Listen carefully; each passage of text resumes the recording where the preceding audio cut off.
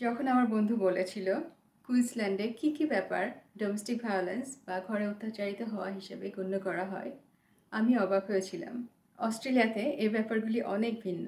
আমি জানতে পারলাম যে ডোমেস্টিক ভায়োলেন্স শুধু শারীরিক অত্যাচার নয়, এটাতে অন্তর্ভুক্ত করা হয়েছে হুমকি, অপমান, যৌন নির্যাতন, কারো নিজস্ব স্বাধীনতাকে হস্তক্ষেপ করে তার পরিবার, বন্ধু অথবা ন্যায্য পাওনা টাকা থেকে দূরে রাখা। এই অপব্যবহারটি পরিবার দ্বারা মোকাবেলা করার মতো ব্যক্তিগত ব্যাপার নয়। এটা একটি অপরাধ এবং পরিবারের সদস্যদের অধিকার আছে এটা থেকে মুক্তি পাবার। এমনকি পরিবারের একজন মানুষ অত্যাচারিত হলেও সেটা পরিবারের অন্যান্য সদস্যদেরকে প্রভাবিত করে।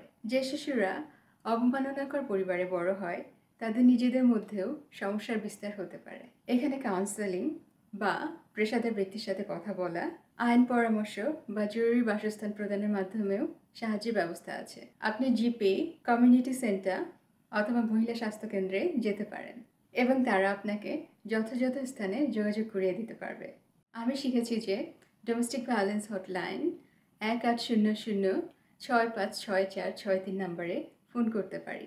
অনুবাদ এবং দোভাষী সংস্থায়ও 131450 নম্বরে আমি ফোন করতে পারি। যদি ডোমেস্টিক ভায়োলেন্স হটলাইনের সাথে ইংলিশে কথা বলতে আত্মবিশ্বাসী না হয়, ফোনে দোভাষীও চাইতে পারি।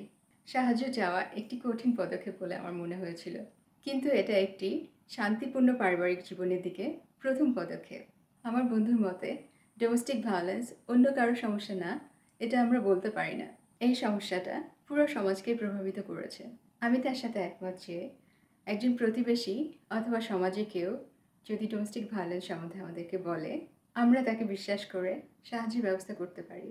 ডোমেস্টিক ভায়োলেন্সের বিরুদ্ধে কথা বলে এবং এটি গ্রহণযোগ্য না বলেও সমাজ সাহায্য করতে পারে।